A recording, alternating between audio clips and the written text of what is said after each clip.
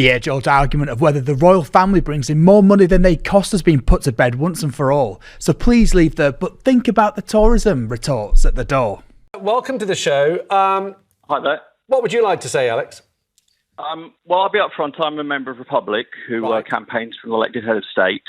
Obviously, there's many subjects I could touch on, but the one I really wanted to hit today was what I call the tourism myth.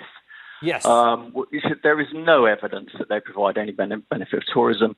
Versailles gets 20 times the amount of visitors that Buckingham Palace gets per annum, and Windsor Castle isn't even the most popular tourist destination in Windsor, which, of course, is Legoland.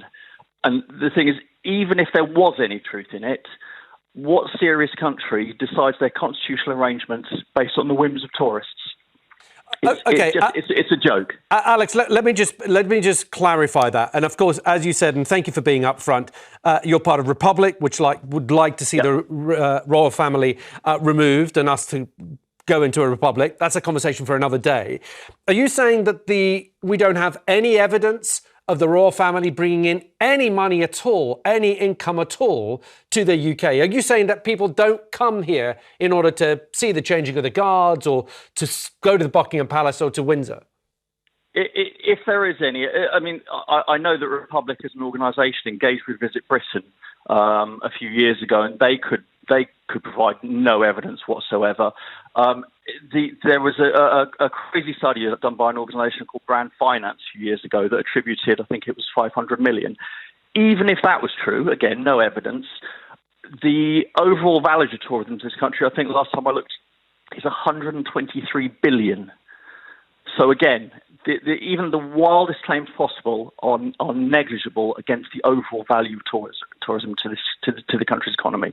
It's like I say, it's no justification. It's anyone who says we should have a monarchy because of tourism is reducing us to the status of a glorified Disneyland.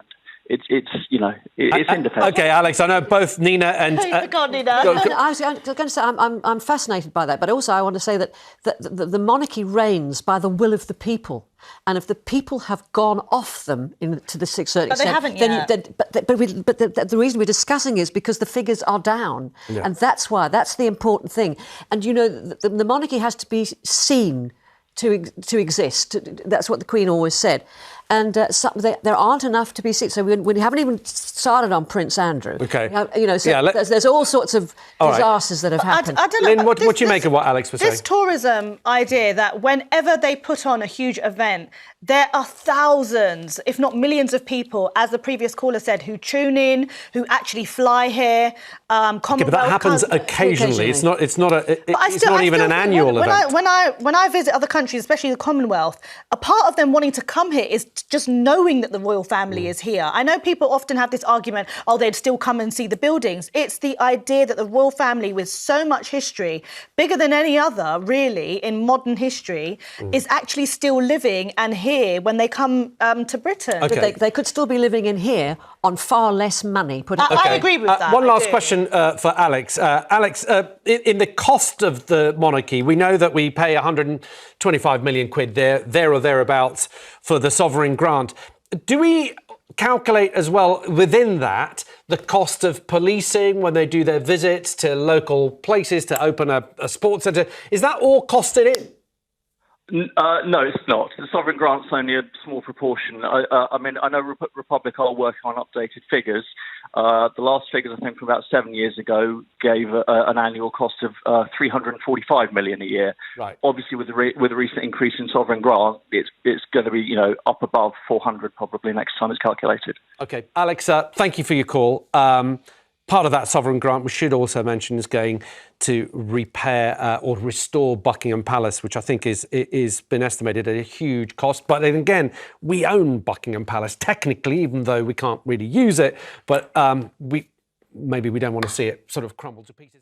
While the history and heritage associated with the royal family might add to the UK's appeal as a tourist destination, it's questionable whether a reigning monarchy is necessary for this attractiveness to continue.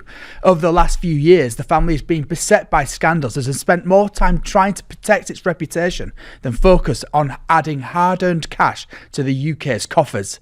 The chance of a tourist actually seeing a member of the royal family is slim to none, and the likelihood of them recognising some of the more minor members of the royal family is equally non-existent. That's not really a good return on investment when the official expenditure by the monarchy was £107.5 million last year.